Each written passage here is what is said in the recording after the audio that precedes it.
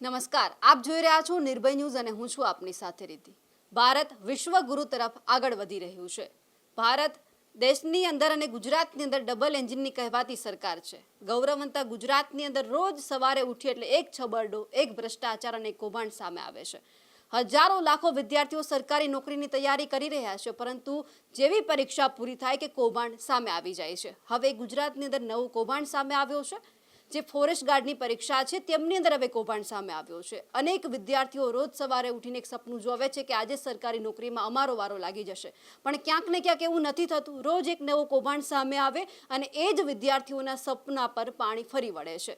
મારી સાથે અત્યારે વનરક્ષકના ઉમેદવારો છે, તેમની સાથે જ વાતચીત કરવી છે, કારણ કે આ વખતે નવો કૌભાંડ વનરક્ષક પરીક્ષાની અંદર સામે આવ્યો છે. સૌથી પહેલા જે ઉમેદવાર છે તેમની સાથે વાત કરી લે. તમારું નામ શું છે અને ક્યાંથી આવો છો? હું શબાના ચોટલિયા છું અને રાજકોટ જિલ્લામાંથી બિલોંગ કરું છું અને હું ફોરેસ્ટ ગાર્ડની ઉમેદવાર છું. અને આજે ફોરેસ્ટ ગાર્ડની ભરતીમાં જે કૌભાંડ થયું છે એ કૌભાંડના અમે બધા ભોગ બનનારા ચહેરાઓ છે અને અમારા જેવા હજારો યુવાનો અને યુવતીઓ છે જે આ કૌભાંડના ભોગ બન્યા છીએ અમે. અને આજે 2 દિવસથી અમે ઠેર ઠેર અમારા ન્યાય માટે અમે લડીએ છીએ અને ન્યાયની આશા રાખીએ છીએ. હવે મારું કહેવાનું એવું છે કે ઘરેથી હું જે પરમિશન લઈને જે વિશ્વાસ દઈને મારા મમ્મી પપ્પાને વિશ્વાસ દઈને આવી છું કે ભાઈ હું ગાંધીનગર જાઉં છું, તો હું અત્યારે હાલમાં ગાંધીનગર રહું છું 1.5 વર્ષથી.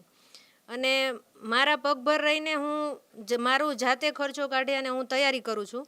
ઘરે મેં એવો વિશ્વાસ દેવડાવ્યો હતો કે આ જે વનરક્ષકની ભરતી આવે છે એ ભરતીમાં હું મહેનત કરીશ અને પાસ થઈશ અને હું નોકરી લઈશ.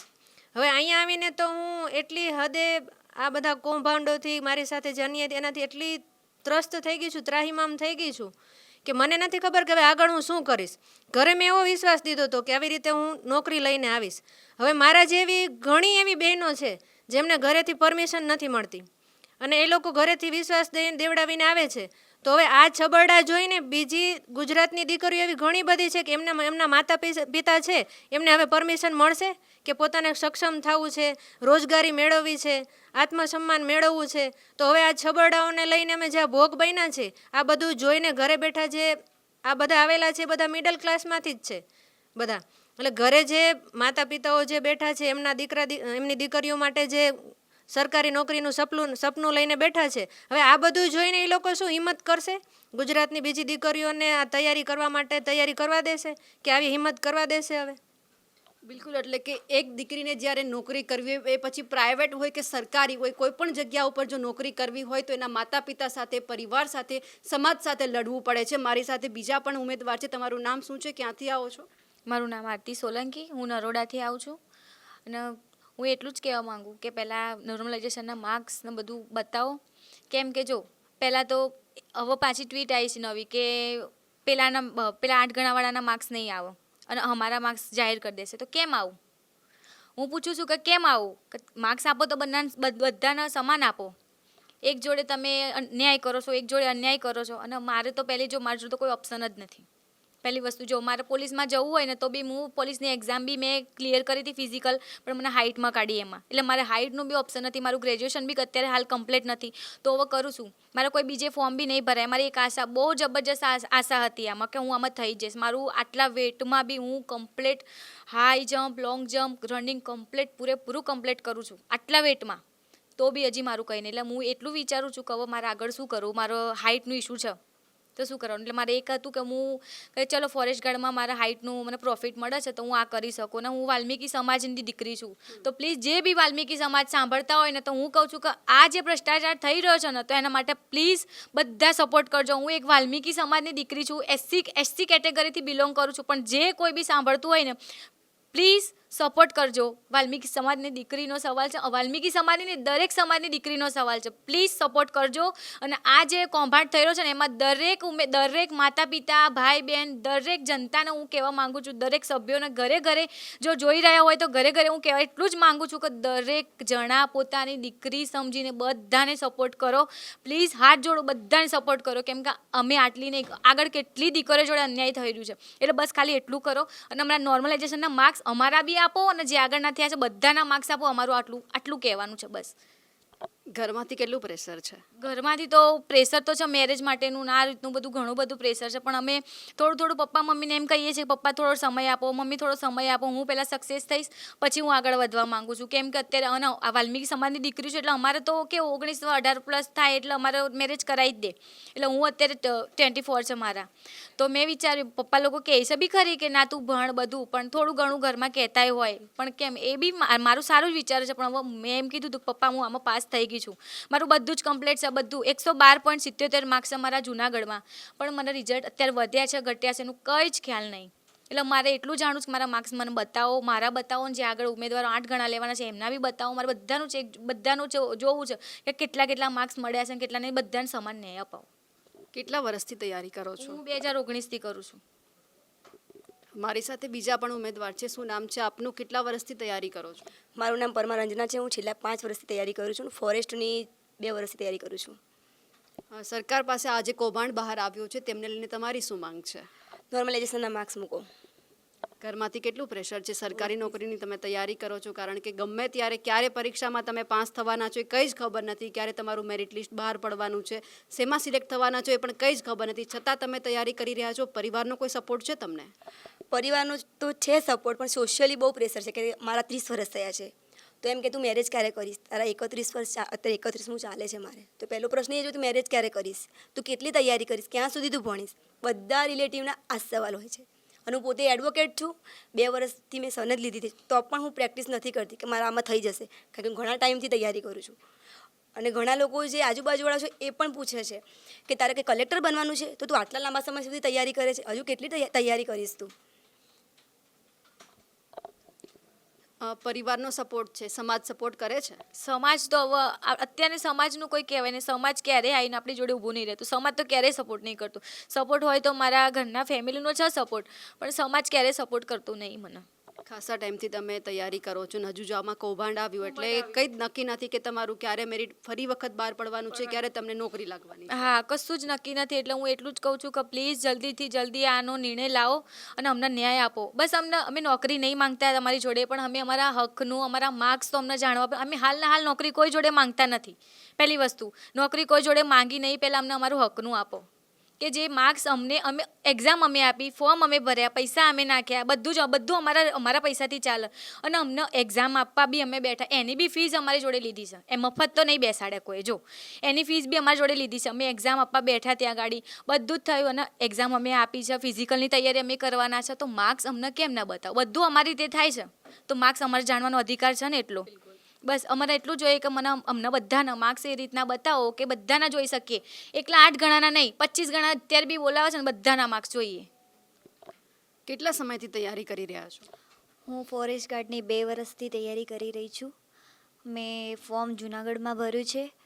હું એટલું કહેવા માગું છું કે જે કાલે અમે હસમુખ સરને મળવા ગયા હતા, તો અમે એમને કીધું કે જે તમે કટ ઓફ જાહેર કરો છો તો તમે કાલે કરી શકતા હતા, અને જ્યારે તમે આ લિસ્ટ બહાર પાડ્યું ત્યારે સરે એવું કીધું કે લિસ્ટનું અમારી જોડે નહોતું હાથમાં, તો એ જ બહાર પાડે છે તો એમની જોડે ના હોય એવું બની ના શકે.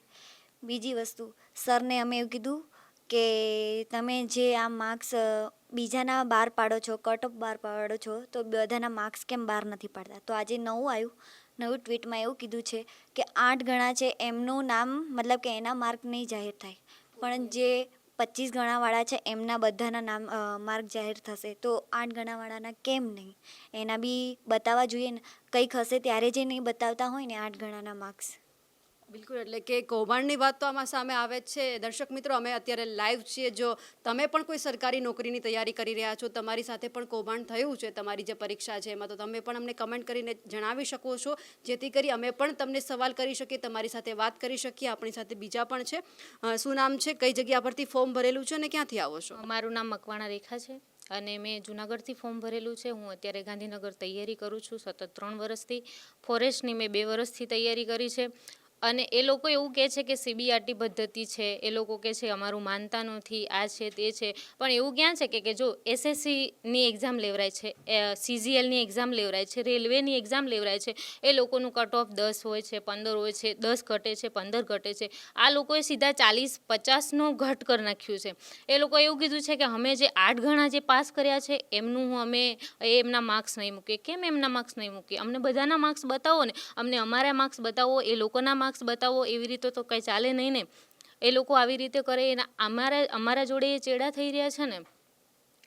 મારા ફાધર છે એ ખેતી કરે છે. હવે ફાધર જ્યારે બી ફોન કરે ત્યારે પૂછે છે બેટા કેટલા માર્ક્સ આવ્યા, ક્યારે આવવાનું છે એક્ઝામનું રિઝલ્ટ, શું થવાનું છે? તો અમે એમને શું જવાબ આપીએ? અમારાથી તો એમને કંઈ કહી જ શકાતું. અત્યારે અઠવાડિયુંથી આ બધું ચાલી રહ્યું છે. અમારાથી તો કોઈ ફોન કરીને મારે કહી જ શકાતું નથી મારા પપ્પાને કે મારે આટલા માર્ક્સ છે, આવી રીતે છે, હું એક્ઝામમાં ફેલ થઈ છું. એમને તો એક ઉમ્મીદ જ છે ને મારા બાપને કે આ મારા પિતાને એવું જ છે કે આ હવે ફોરેસ્ટમાં પાસ થઈ જશે, મેં લોંગ જમ્પ કરી નાખ્યું, હાઈ જમ્પ મારું રનિંગ થઈ જાય છે, તો પછી એ લોકોને તો મારા પર વિશ્વાસ જ છે. અને આ રીતે જો સરકાર કૌભાંડ કરે છે, બધું કરે છે, તો અમે ક્યાં જવાના એમ? અમે અમારા જે પ્રશ્નો છે એને કઈ રીતે અમે જવાબ મળવાના અમારા એમ? પરિવારનો સપોર્ટ છે કોઈનો? હા, મારા પરિવારનો ફૂલ સપોર્ટ છે મેડમ. પણ પરિવારનો સપોર્ટ છે પણ એ ક્યાં સુધી કરે છે? અમે 3-4 વર્ષથી તૈયારી કરતા હો, ક્યાં સુધી પરિવાર સપોર્ટ? મારા પપ્પા ખેતી જ કરે છે ને, તો એ લોકોને સરકાર એમ કહે છે કે રોજગારી અમે આપીએ. રોજગાર તો જ્યારે ફાધર બેરોજગાર બને છે ને ત્યારે અમે બાળકો છીએ ને એમના, ત્યારે અમે રોજગારમાં આવીએ છીએ. ઘણા ખાસા સમયથી તમે તૈયારી કરી રહ્યા છો. આમાં આવવાનું તમે કઈ રીતે વિચાર્યું? આમાં એવું હતું મેડમ કે મને છે ને કેપ અને બેલ્ટનો મને શોખ હતો, એટલા માટે કરીને મેં આની એક્ઝામની મેં તૈયારી કરી. મને ખબર જ હતી, મને ખુદ પર ભરોસો હતો કે હું આ એક્ઝામની અંદર હું લડી લઈશ, હું કરી લઈશ. મને વિશ્વાસ હતો, આ પોતાના પર વિશ્વાસ હતો. બસ એટલું આ સરકારને હું એટલું કહેવા માગું છું કે એક નાનકડા રૂમમાં રહીને મમરા બિસ્કિટ ખાઈને એક પરીક્ષા પાસ કરવી એ ગૌણ સેવાને નહીં ખબર પડે. માતા પિતાથી દૂર રહીને લાઇબ્રેરીમાં આંખો ફોડવીને અને એક પરીક્ષા જે પાસ થાય છે ને એ આ ગૌણ સેવાને નહીં ખબર પડે. એટલે કે વિદ્યાર્થી છે, છોકરીઓ છે, છોકરા છે, રાત દિવસ ઉજાગરા કરીને પરીક્ષાની તૈયારી કરી રહ્યા છે, પરંતુ એમને બધા ફેમિલીને એમને સપોર્ટ આપે છે, પરંતુ એ જ ખબર નથી પડતી કે સરકાર એમની સાથે છે કે નહીં. શું નામ છે આપનું? બિહોલા મિત્તલબા. હું ગાંધીનગરથી જ આવું છું અને મેં ભાવનગર ફોર્મ ભર્યું છે. 45 સીપોમાં છે ને પરીક્ષા લેવાઈ છે. એમાં 4 વાર તો આન્સર કી આવી ગઈ છે. હવે આપણે કોઈ બી પરીક્ષા લેતા, સ્કૂલમાં બી પરીક્ષા લેતા, એકાદ પ્રશ્નમાં બી ઘોટાળો થતો તો શિક્ષક ઉપર ખીજાતા.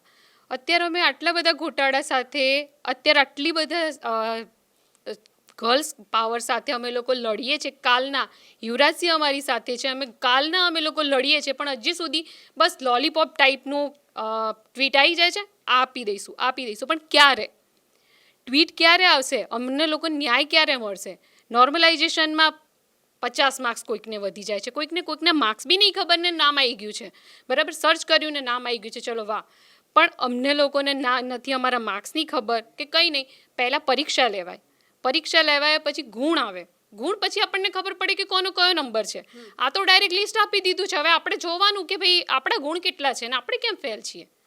આ તો કંઈ પરીક્ષા પદ્ધતિની રીત છે?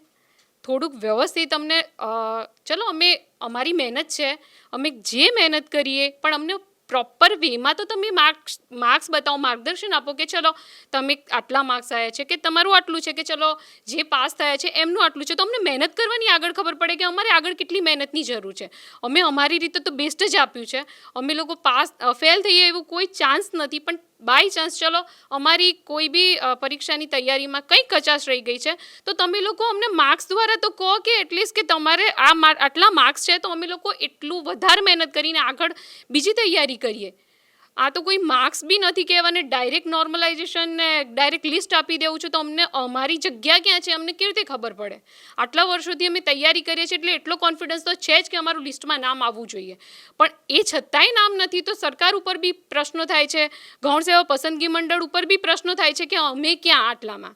અને નથી તો તમે અમને જવાબ બી વ્યવસ્થિત આપો કે હા ભાઈ ચલો આ બધી પદ્ધતિ છે ને આ પદ્ધતિમાં તમારો નંબર નથી આવ્યો, તો તમે વ્યવસ્થિત અમને જસ્ટિફિકેશન મળે એવી રીતે તમે કહો કે ભાઈ આ પ્રમાણેનું લિસ્ટ છે, આ પ્રમાણે માર્ક્સ છે, આ પ્રમાણે તમારા જોડે જે તૈયારી કરતા એ લોકો આગળ ગયા છે, તો અમને એટલીસ્ટ ખબર તો પડે કે હા ચલો તમારે આટલે સુધી આવવાની જરૂર બી ના પડે કે હા ચલો અમારા માર્ક્સ આટલા છે અને એ લોકોના અમારા કરતાં અપ છે. પણ અત્યારે પરિસ્થિતિ એવી ઊભી થઈ છે કે અમે જોડે રનિંગ કરતા એ છોકરીના કદાચ મારા કરતાં ઓછા માર્ક્સ છે એવા ઘણા બધા ઉદાહરણ કે અમારા કરતાં ઓછા માર્ક્સ છે, સ્ટીલ એ લોકોના નામ અત્યારે છે લિસ્ટમાં, તો અમને લોકોને કેટલું દુઃખ થાય કે સાલું વાંચવાનો મતલબ શું, મહેનત કરવાનો મતલબ શું, એ લોકોના માર્ક્સ અને સેમ કેટેગરી, ચલો કેટેગરીમાં બી કંઈ આગુ પાછું હોય તો ઠીક છે, સેમ કેટેગરીના માણસને સેમ ચલો એને મારા કરતાં 5 માર્ક્સ ઓછા છે અને મારા વધારે છે તો બી એનું લિસ્ટમાં નામ છે ને મારું કેમ નહીં?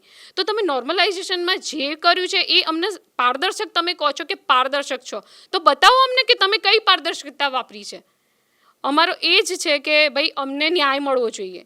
બસ અમે આ જ સાથે અત્યારે સવારના અમે લોકો ભૂખ્યા તરસ્યા યુવરાજસિંહ બાપુના સાથે અમે લોકો બધા એમ છે કે ભાઈ તમે આગળ વધો, અમે તમારી સાથે છીએ, જ્યાં જ્યાં અમારી જરૂર પડશે ત્યાં હજી ઊભા છીએ, કાલે ઊભા રહીશું જ્યાં સુધી અમને ન્યાય મળે નહીં ત્યાં સુધી. કેટલા સમયથી તૈયારી કરો છો? 2 વર્ષથી ફોરેસ્ટ માટે 2 વર્ષથી અમે લોકો તૈયારી કરીએ છીએ અને રનિંગ માટે તો એટલી બધી ઇન્જરીઝ આવી ગઈ છે કે પગે સોજો રહે, સ્પાઈમાં ઇન્જરી થઈ જાય તો બી અમારા સર હતા એ મોટિવેટ કરે કે થઈ જશે અને અત્યારે સ્ટીલ અમે લોકો બધું high jump, long jump, running બધું જ ક્લિયર કરીને બેઠા છીએ કારણ કે અમને એક હોપ હતી કે ચલો અમારા માર્ક્સ સારા છે તો અમારું થઈ જશે. હવે એ હોપે હવે તો રહી નથી અને બીજી પરીક્ષાની હવે તૈયારી કરવાનો મૂડ બી નથી થતો કે આવું જ કૌભાંડો કરવા હોય તો પછી અમારે તૈયારી કરવાનો મતલબ શું? સરકાર મહિલા સશક્તિકરણની વાતો કરે છે અને આ બધી દીકરીઓ નોકરી માટે અત્યારે રજડી રહી છે. ક્યાંથી આવો છો આપ? હું સુરતથી છું, મારું નામ વસાવા હિના છે. અત્યારે જો જોવા જઈએ તો 2018થી લઈને છેલ્લે કૌભાંડો પર કૌભાંડો થઈ રહ્યા છે, એ આપણે દેખીતું છે. ટેટની વાત કરીએ ત્યારથી કૌભાંડો હતા. હું એઝ MA BEd કરેલી છું, મારું ઇંગ્લિશ સબ્જેક્ટ છે અને હું એઝ અ ટીચર તરીકેનો ગોલ લઈને ગાંધીનગરમાં 2 વર્ષથી આવી છું, છેલ્લા 2 વર્ષથી તૈયારી કરું છું અને તેમાં કૌભાંડ થતાં એ લોકોએ જ્ઞાન સહાયકની ભરતી બહાર પાડી. જ્ઞાન સહાયકની ભરતી લઈને શું કરવાનું? 11 મહિનાના કરાર લઈને ઘરે જવાનું, મમ્મી પપ્પાને આપણે એવી હોપ આપવાની કે આ નોકરી આવી ગઈ, જેમાં આપણે સરકારી પણ નથી કહેવાતા અને બિન સરકારી પણ નથી કહેવાતા, એક બસ લોલીપોપ આપ્યો. એમાંથી જ્યારે મેં રડીને એમાંથી બહાર નીકળી, પોતાના દિલે મોટિવેટ કરીને બહાર નીકળ્યા. હવે ફોરેસ્ટની તૈયારી કરીએ, નો ડાઉટ ફોરેસ્ટમાં તો નામ આવી જશે અને 124 માર્ક્સ સાથે ઘરે એક હોપ આપી દીધી કે પપ્પા ફોરેસ્ટમાં ચોક્કસ નામ આવી જશે. જ્યારે કાલે ઘરેથી ફોન આવ્યો મમ્મીનો, તારું નામ છે, હું કશું બોલી નથી શકી મારી મમ્મીને. મમ્મીને કીધું તું કાલ સુધીની વેઇટ કર, આંદોલન કરીએ છીએ, નામ આવી જશે. શું દરેક વખત કૌભાંડ થશે? સરકારને મારે એટલું જ કહેવું છે, ક્યાં સુધી તમે કૌભાંડ કરશો? ક્યાં સુધી આ કૌભાંડ બસ બંધ કરો? દરેક ઘરમાંથી દીકરીઓ મા બાપ ઘરેથી કદાચ ના પાડતા હોય તો એ મા બાપને એવું કહે કે પપ્પા અમારે અત્યારે તો અમે તમારા પાસે પૈસા લઈને કરીએ છીએ, અમે પગભર થઈશું, અમારું પાછળનું ફ્યુચર સારું રહે એના માટે અમે લડીએ છીએ. બસ મારે સરકારને એટલું કહેવું છે કે આ કૌભાંડ બંધ કરી દો બસ.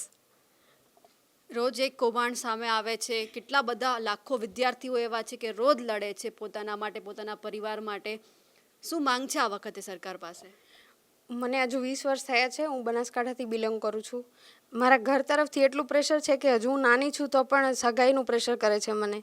એવું જ કહે છે હજુ કેટલી તૈયારી કરવી છે. હું 2 વર્ષથી તૈયારી કરું છું પણ મેં એટલી મહેનત કરી છે ને ફોરેસ્ટ માટે કે રાતે હું 2:30 વાગ્યા સુધી, કોઈ છોકરો બી લાઇબ્રેરીમાં ના હતો પણ હું એક છોકરી તરીકે રાત્રે છેક ગાંધીનગર રહેતી અને લાઇબ્રેરીથી હું છેક હોસ્ટેલ હું ચાલીને જતી. તો એ સરકારને નહીં જ દેખાય. મારા 130 માર્ક છે, 128 વાળા લાગી ગયેલા છે. એમનો મને ફોન કરીને એવું કહે છે કે અમે તમારી આગળ નીકળી ગયા. તો આવું થાય એટલે અમને બહુ દુઃખ લાગે છે. એમને મારા ઘરે હું મિડલ ક્લાસથી વર્ક કરું છું અને ઘરે એટલું બધું છે બી નહીં. મને મારા નાની સપોર્ટ કરે છે. તો આવું બધું થાય એટલે બહુ દુઃખ લાગે છે. આના પછી કોઈ બીજી સરકારી નોકરી તૈયારી કરવાની ઈચ્છા ખરી? ને સરકારી નોકરી કરવાની તો ઈચ્છા તો હોય પણ તૈયારી કરવા માટે કોઈ ઘર તરફથી સપોર્ટ નથી એટલો. એવું જ કહે છે કે લાસ્ટ ફોરેસ્ટ કરી લો પછી તમે ઘરે આવી જાજો પાછા. અત્યારે કઈ રીતે તૈયારી કરો છો, ક્યાં રહીને? અત્યારે ગાંધીનગર જ હું હોસ્ટેલમાં જ રહું છું અને હોસ્ટેલની ફી પણ 7-8 હજાર ભરવાના હોય છે. એ સરકારને તો થોડી ખબર છે. હું ખેડૂત પુત્રી છું તો ઘરનાને પૈસા ભરવાના હોય છે. તો 2 વર્ષથી મને સપોર્ટ કરે છે કે હાલો તમે ફોરેસ્ટમાં લાગી જશો, પછી ઘરનાની આશા પૂરી કરશો. મારા નાના ભાઈ બહેન છે, હું લાગું તો એમને ભણાવી શકું, એમને આગળ વધારી શકું. ઘરનાને એટલી જ આશા છે કે ચલો મારી દીકરી લાગશે તો પાછળ ઘરનું ભવિષ્ય સુધારશે.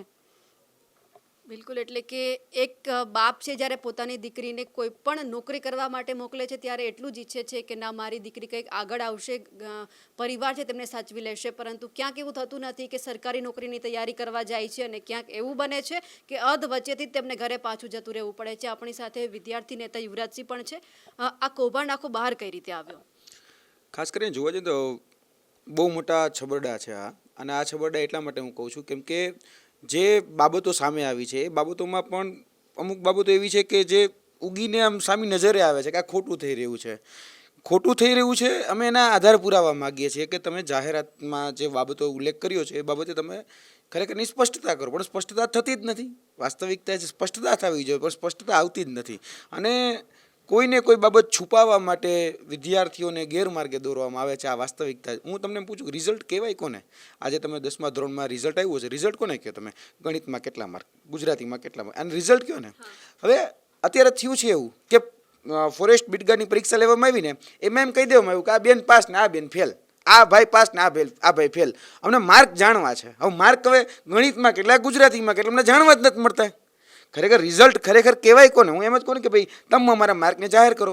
ભલે મારા 700 માર્કનું પેપર હોય, 100 માર્કના પેપર છે, 700માંથી મને 500 આવ્યા કે 300 આવ્યા કે 200 આવ્યા, પણ જાહેર તો કરો. તમે શા માટે છુપાવો છો? હવે એ કહે છે કે ગોપનીય છે, કોન્ફિડેન્શિયલ માહિતી છે, અમે તમને ન આપી શકીએ. હવે માર્કના બેઝ ઉપર મને કોઈ છોકરી આપી દેવાની છે? એવું તો છે ને કે માર્કના બેઝ ઉપર કંઈ હક પણ થઈ જવાના છે? એવું તો કંઈ છે નહીં. માર્કના બેઝ ઉપર મને એનો કંઈ બાયોડેટા મળી જવાનો છે? એવું કંઈ નથી. માર્કના બેઝ ઉપર હું પોતે કંઈ 7, 12, 8માં એનું કંઈ નામ લખાવી લઉં છું, અડધી કંઈ જમીન પચાવી પાડવાનો નથી. તો કોન્ફિડેન્શિયલ શું? કોન્ફિડેન્શિયલ કહેવાય કોને? શું મારા માર્ક મને જાણવાનો અધિકાર છે કે નહીં? મને મારા માર્ક જાણવાનો હતા. હું ફેલ, ચલો એને કહી દીધું કે તમે ફેલ, મને વાંધો નથી, હું ફેલ થઈ ગયો. પણ ફેલ છે તો મને મારા માર્ક તો કયો કે ભાઈ 200 માર્કનું પેપર છે, 100 પ્રશ્નપત્ર છે, 1 પ્રશ્નના 2 માર્ક છે. મને કયા પ્રશ્નમાં કેટલા માર્ક આવ્યા, હું ફેલ થયો, કોઈ વાંધો નથી. મારે ચલો મેરિટમાં નામનો મને કંઈ વાંધો નથી, પણ મેરિટમાં નથી તો મને ખબર તો પડવી જોઈએ ને કે આ કારણે મેરિટમાં નથી. હવે કારણ દેખાતા નથી. હવે કારણ એવું કહે છે કે બધી પ્રોસેસ પૂરી થઈ જાય જ્યારે અમે નિમણૂક પત્ર આપી દઈએ પછી અમે તમને માર્ક કહીશું. એનો શું મતલબ? એનું કરવાનું શું અમારે? એનું અથાણું કરવાનું અમારે કે ભાઈ હાલો ભાઈ પછી ખબર પડી કે હા ભાઈ જે તે સમયે મેં પરીક્ષા આપી હતી એમાં મારા 10 માર્ક ઘટ્યા કે 5 માર્ક ઘટ્યા, મારે હવે કદાચ માની લો કે અમારે કોર્ટમાં જવું, શું કરવાનું, ક્યાં જવું અત્યારે અમારે? એટલે આ મોટી વિસંગતતાઓ અહીંયા પેદા થઈ છે. આ બધા જે ઉમેદવારો અહીંયા આવ્યા છે ને, એક તો જે પદ્ધતિનું નામ છે એ પદ્ધતિ છે CBRT, computer base recruitment test. અત્યાર સુધી પેપર જે છે એ પોઝિશનમાં ટૂંકમાં પરીક્ષા છે એ પ્રકારે લેવામાં આવતી હતી, પદ્ધતિથી લેવામાં આવતી હતી કે પેપર આવે અને પેપરમાં તમારે OMR સીટી કુંડાળા કરીને ચાલવાનું, એ રીતે પેપર પદ્ધતિ હતી. તો એ લોકો એવું કીધું કે હવે ભાઈ પેપર ફૂટી જાય છે ને તો આપણે એક કામ કરો, પેપર લેવાનું જ બંધ કરી દો, ન રહેગા બાસ ન બજેગી બાંસુરી. એટલે કાલે સવારે કોઈ એવું ન કહે કે પેપર ફૂટ્યું, કાલે સવારે એવું કોઈ ન કહી શકું છે કે પેપર ફૂટ્યું. હવે આની અંદર છબરડા થયા એવું હું કહી શકું, આની અંદર પેપર લીક થયું એવું ન કહી શકું. કેમ? કારણ કે પેપર જ નથી. તમે તો કોમ્પ્યુટરની સામે બેઠા હતા ને કોમ્પ્યુટરનું પેપર છે એ તો પાછું લઈ લીધું હતું, કારણ કે એમાં તમને કંઈ લખવા નથી દેતા, અમને તેમાંથી કંઈ મેળવવા નથી દેતા. હવે એ લોકો પેપર કાઢે ને એમાં છબરડા થાય છે. હું તમને કહું ને કે ભાઈ સામાન્ય રીતે બેન જોવા જઈએ ને તો પરીક્ષા હોય ને એમાં આન્સર કી પ્રોવિઝનલ આવે પછી ફાઇનલ આવી જાય. આમાં 5 વખત આન્સર કી આવે છે, 5 વખત આન્સર કી આવી. પહેલાં પ્રોવિઝનલ આવે, પાછું એને રિવાઇઝ પ્રોવિઝનલ આવે, પછી ફાઇનલ આન્સર કી આવે, પછી રિવાઇઝ ફાઇનલ આન્સર કી આવે, પછી છેલ્લે એવું કહેવામાં આ તો ફાઇનલ જ છે, હવે આમાં નહીં બદલે. કેટલી ભૂલ ખબર છે? 150 ભૂલવાળી આન્સર કી અમે જોઈ છે, 150 ભૂલ. અને શા માટે ભૂલ ખબર છે? એમાં આ ઉમેદવારોનો કોઈ વાક જ નહીં. વાક કોનો ખબર છે? જે કંપનીને કોન્ટ્રાક્ટ આપવામાં આવ્યો છે એ કંપનીનું નામ છે TCS. હવે TCS બેઠી છે દિલ્હીમાં કે મુંબઈમાં. હવે એ ઇંગ્લિશ સિવાય સમજતું નથી, ઇંગ્લિશ કે હિન્દી ભાષા સમજે છે. આપણે પેપર ગુજરાતીમાં કાઢવાનું જ, એટલે એ ગૂગલ ટ્રાન્સલેશનનો ઉપયોગ કરે છે. હવે ગૂગલ ટ્રાન્સલેશનનો એ કંપની ઉપયોગ કરે છે જેને આપણે 35 કરોડ રૂપિયા દઈને પેપર કાઢવા અને પેપર લેવા માટે હાયર કરેલી છે. અમે આ બધી જ બાબતો નજીકથી જાણીએ છીએ, કારણ કે એજન્સીઓને પૈસા ચૂકવાય છે. અને કોના પૈસા છે? તમારા, મારા, આ ઉમેદવારોના જે ફી ભરેલા છે, જે ટેક્સના પૈસા છે, એમાંથી આપણે બજેટ બને છે ને બજેટમાંથી આ પૈસા ચૂકવાય છે. તમે અમારા બજેટમાંથી પૈસા લઈ લ્યો છો, અમને એનો હિસાબ નથી દેતા. અમે અમારા જે માર્ક છે એનોય તમે હિસાબ નથી દેતા અને પાછું બધું જ ગોપનીયના નામે છુપાવી રાખો છો. ખરેખર કંઈક છુપાવવામાં બીજું આવી રહ્યું છે. નામ કોન્ફિડેન્શિયલ આપવામાં આવી રહ્યું છે, નામ એવું કહેવામાં આવે છે કે ગોપનીય છે. ભાઈ શું ગોપનીય છે ભાઈ? અને ગોપનીય રાખવાની જરૂર શું જ ભાઈ? SSC CGL જાહેર કરે છે, રેલવે રિક્રુટમેન્ટ બોર્ડ જાહેર કરે છે, GD એક્ઝામ સ્ટાફ સિલેક્શન જાહેર કરે છે, IBPS ક્લર્ક, IBPS PO, આ બધી જ પરીક્ષાઓના માર્ક કેવા છે ખબર છે? નામ, કેટેગરી, તમારી SC ST OBC હોય તો તે, મેલ ફિમેલ હોય તો તે, તેની સાથે સાથે કે ભાઈ તમારા ઓરિજિનલ માર્ક કેટલા હતા, આફ્ટર નોર્મલાઇઝેશન તમારા માર્ક કેટલા હતા, એ બધું જ જાહેર કરવામાં આવે છે. આમાં એક નવું ગતકડું પણ છે, કદાચ તમને વિદ્યાર્થીઓ વાત નહીં કરી, પણ આમાં કેવું છે કે અલગ અલગ શિફ્ટમાં પેપર લેવામાં આવે છે. સવાર, બપોર અને સાંજ 3 શિફ્ટ છે, એમાં પેપર 45 દિવસ પેપર ચાલે, અથવા તો 45 શિફ્ટ સુધી પેપર ચાલે છે. ચલો ને આપણે માની લઈએ કે 16-17 દિવસ સુધી આ પેપર ચાલ્યું. 45 કે 47 જે શિફ્ટો છે અલગ અલગ પેપર લે છે. હવે આ બેને જે પેપર દીધું સહેલું, મેં દીધું એ મધ્યમ, હવે આ ભાઈ જે પેપર દેશે અઘરું. હવે ત્રણેયની એવરેજ કાઢવામાં આવે. આનું સહેલું હતું ને તો એના માર્ક જે છે એ ડાઉન કરી દેવામાં આવે, આ ભાઈનું અઘરું હતું તો એને માર્ક વધારી દેવામાં આવે અને મને 1-2 માર્કનો પ્લસ માઇનસ કરવામાં આવે. આવું એવરેજ કાઢવામાં આવે. ક્યાંય આવું બેન જોયું તમે ક્યાંય કોઈ જગ્યાએ એવરેજ કાઢે? આ નોર્મલાઇઝેશન સિસ્ટમ એવી છે.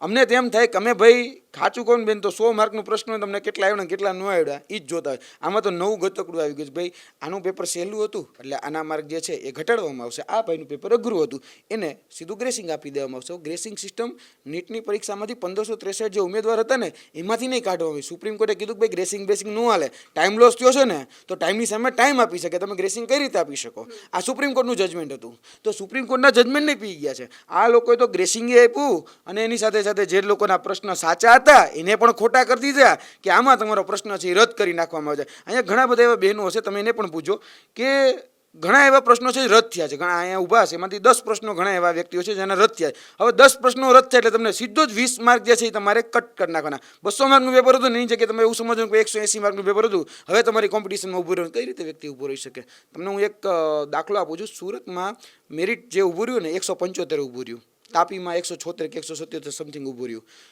200 માર્કનું પેપર બેન અને 175 કટ ઓફ. તો કલેક્ટર લેવાના છે કે બીટગાર્ડ લેવાના છે?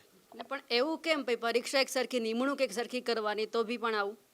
મેં તમને કીધું ને આ CBRT પદ્ધતિ આ લોકો લાવ્યા છે કે આપણે છે ને, મેં તમને કીધું એમ કે પેપર લીક થતા ને, એક કામ કરો પેપરનું નામો નિશાન મિટાઈ દો. કાલ સવારે કોઈ એમ ન કોઈ ગુજરાતમાં પેપર લીક થયું એટલે આ લોકો છે ને ઓલું બકરું કાઢવા ગયા છે અને ઊંટ પેંધી ગયું અંદર, ઊંટ અંદર આવી ગયું છે. હવે આમાં જોવા જઈએ ને તો ખરેખર તકલીફ ક્યાં છે ખબર? કે બધાને ચોરી છુપાવી છે. ચોરી છુપાવવા માટેના તમામ પ્રકારના ગતકડાઓ અપનાવવા માટે રાજ્ય સરકાર જે છે ને એ માહેર છે. ગમે એવું કૌભાંડ હોય એની છુપાઈ દેવા માટે તમે કોઈ પણ આગળ એક નાની માછલીને આગળ દઈ દેવાની, પછી એ લાંગા હોય, સાગઠિયા હોય, કોઈ પણ હોય એને આગળ ધરી દેવાના અને પછી વાંહેથી પાછલા બારણેથી પોતાને જે રાજનેતા હોય એને પાછલા બારણેથી કાઢી નાખવાના.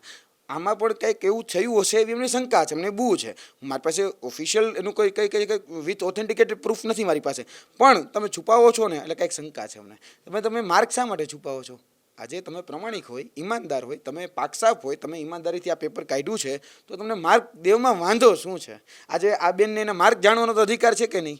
આનું મેરિટ જે તે જિલ્લામાં 135 હેટકું, હવે આ બેનને 147 હેટકું, આ બેન 130 માર્ક હોય, બરાબર માની લે કે આપણે 130 માર્ક છે. હવે નોર્મલાઇઝેશન થઈ ગયા પછી માર્ક એના ઘટ્યા વધ્યા એને જાણવાનો અધિકાર તો હોવો જોઈએ ને. હવે એનાથી ઓછા માર્કવાળી જે વ્યક્તિ હતી 115 વાળી હતી એ અત્યારે સિલેક્શન લિસ્ટમાં છે, આને 5 માર્ક વધારે હતા તો એ આઉટ છે. હવે આવું તો કેમ ચાલે કયો? એટલે આ મૂળે આ વિસંગતતાઓ પેદા થઈ છે કે આ ફોરેસ્ટ ભરતીમાં ઘણા બધા છબરડાઓ છે. એને અમે ઈચ્છીએ છીએ કે ખરેખર આને સ્વીકાર કરી, જોકે ભરતી બોર્ડના જે અધ્યક્ષો જે અધિકારીઓ જે છે એને સ્વીકાર કર્યો છે કે મારાથી ભૂલ થઈ છે. અમે એમ કે ભૂલ થઈ કોઈ વાંધો નહીં, ભૂલ અમારાથી નહીં થઈ, માનો માત્ર ભૂલને પાત્ર, તો ભૂલને સુધારી લ્યો. કારણ કે ભૂલને કન્ટિન્યુ શા માટે કરો છો? આજે ખબર પડી ગઈ મને કે મારાથી ભૂલ થઈ ગઈ કે આ પદ્ધતિ પ્રકારે ખરેખર યોગ્ય માપદંડ, સમાન તક, સમાન હક એ નથી મળતો.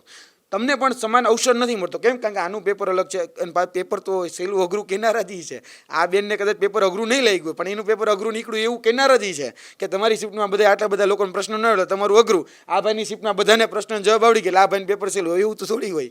હવે શિફ્ટ વાઇઝ અલગ અલગ વ્યક્તિઓ અલગ અલગ માઇન્ડસેટ સાથે આવતા હોય છે, એની માઇન્ડસેટ પ્રમાણે લોકોને જવાબ દેતા હોય છે. એટલે આ ઘણી બધી વિસંગતતાઓ છે. ઘણી બધી લગીએ કદાચ એવું બની શકે કે પેચીદા મુદ્દાઓ છે, દર્શક મિત્રોને કદાચ સમજાય નહીં, પરંતુ જ્યારે સમજાશે ત્યારે બહુ મોડું થઈ ગયું હશે બેન. આપણે એવું જોયું છે કે ધોરણ 10 કે 12નું પેપર હોય ને, પેપર એક સરખું હોય પણ સવાલ આગળ પાછળ હોય, કે કોઈ ચોરી ના કરી જાય, કે એક સરખું લખીને ના જાય. પણ આ તો પહેલી વાર સાંભળ્યું કે સહેલું, અઘરું ને મીડિયમ પેપર નીકળે છે. બધાના પેપર અલગ અલગ કાઢ્યા, 45 શિફ્ટના 45 પેપર કાઢ્યા.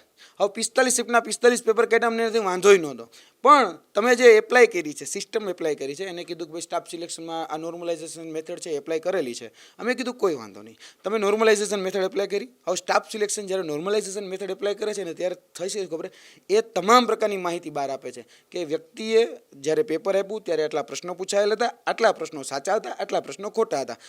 વિથ આફ્ટર નોર્મલાઇઝેશન આ એનો માર્ક થાય છે, બિફોર નોર્મલાઇઝેશન આ એના માર્ક થાય છે. એટલે નોર્મલાઇઝેશન જો તમે આમાં એવરેજ કાઢવામાં આવે, એવરેજ પછી આના માર્ક વધે છે કે ઘટે એ પણ એમાં દેખાડવામાં આવે છે, રિઝલ્ટમાં દેખાડવામાં આવે. તો આ લોકોએ તો સીધું જ ગઈકાલે રિઝલ્ટ આવી ગયું છે ગત રોજ, અને સીધું એવું કીધું કે આટલા લોકો સીટ નંબર, નામ અને મેલ ફિમેલ છે કેટલું જ, બસ આટલું રિઝલ્ટમાં આપી દીધું. હવે અમને કેમ ખબર પડે?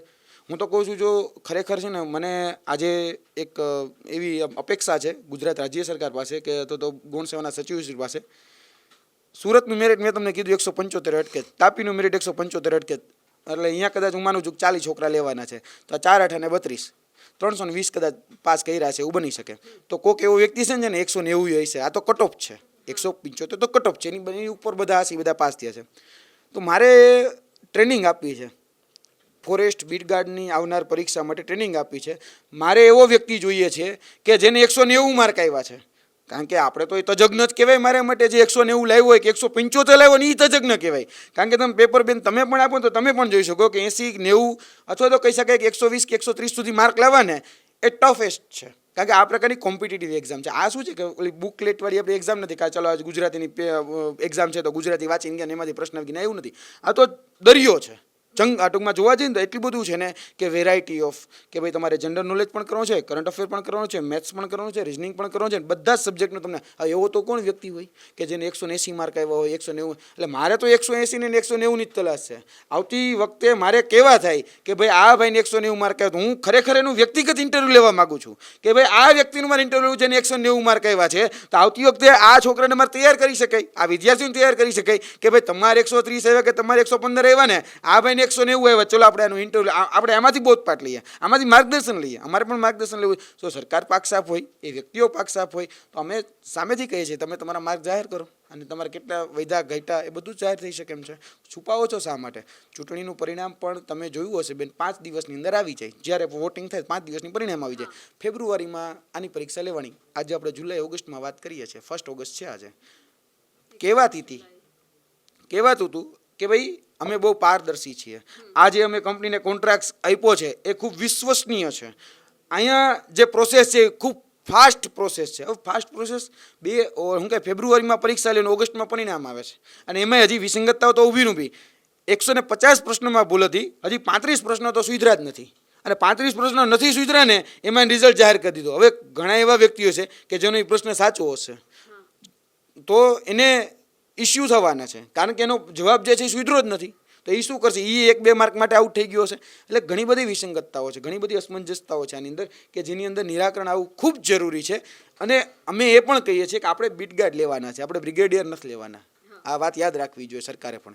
190 મેરિટ કે 195 મેરિટ સુધી જો વ્યક્તિઓ માર્ક લાવતા હોય ને તો એને કલેક્ટર બનાવી દે, ને બીટગાર્ડ ન બનાવો. કારણ કે એક તો સૌથી લોએસ્ટ ગ્રેડ પેની નોકરી, 1900 ગ્રેડ પે, અને એમાં આપણે એને 5 વર્ષ ફિક્સમાં રાખવા. હવે જે 195 લેવાને કલેક્ટર બનાવી દો ભાઈ, એને ખરેખર કલેક્ટરને જ લાયક છે. કારણ કે 195 કે 190 લાવતો હોય એને આપણે અહીંયા વનરક્ષકમાં કરશે શું?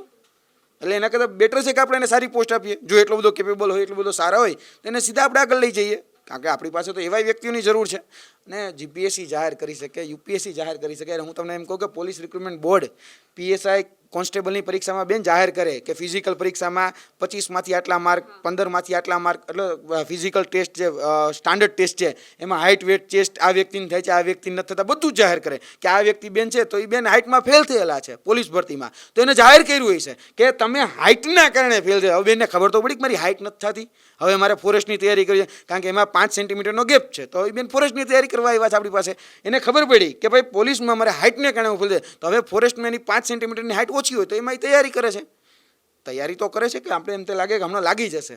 હવે ફોરેસ્ટવાળા તો એમ જ કહે છે કે તમે પાસ કે ફેલ અમે નહીં કહીએ, તમે શા માટે ફેલ છો એ અમે નહીં કહીએ, શા માટે પાસ છો એ અમે નહીં કહીએ. હા, ઘણું બધું છુપાવવામાં આવી રહ્યું છે. એટલે ફોરેસ્ટ ગાર્ડ હવે એવું લાગે છે કે કલેક્ટરથી પણ ઊંચા બનવાના છે. હા, બની શકે. આ તો શું કહેવાય, વન રક્ષક છે અને આ એવા ટૂંકમાં કહેવાય કે એવા જનાવરોનું એવા રક્ષણ કરવાના છે કે જે ક્યાંક ને ક્યાંક ઘાતક પણ હોય એવા જાનવરો હોય એનું આ રક્ષણ કરે છે. એટલે આવે ક્યાંક ને ક્યાંક એના નોકરીના ભક્ષક આ જ ગૌણ સેવામાં બેઠેલા અધિકારીઓ છે જે ભક્ષક બનીને આની નોકરીઓ ખાઈ ગયા છે, જે ખરેખર લાયક હતા, હકદાર હતા, બધી જ રીતે કેપેબલ હતા, બધી જ રીતે તમામ જે માપદંડો હોય એ માપદંડોમાંથી પાર નીકળતા હતા, છતાં પણ આ નોકરીના ભક્ષક, આ જ રોજગારીના રક્ષક એ કહી શકાય કે આ ગૌણ સેવા પસંદગી મંડળના જેટલા પણ અધિકારીઓ છે એ ભક્ષક કરી ગયા છે. પણ ભ્રષ્ટાચારની વાત તો અહીંયા દેખાય છે કે ગુજરાતમાં કોઈ કંપની ના મળી કે દિલ્હી મુંબઈની કંપની હાયર કરવી પડી આ બધા માટે.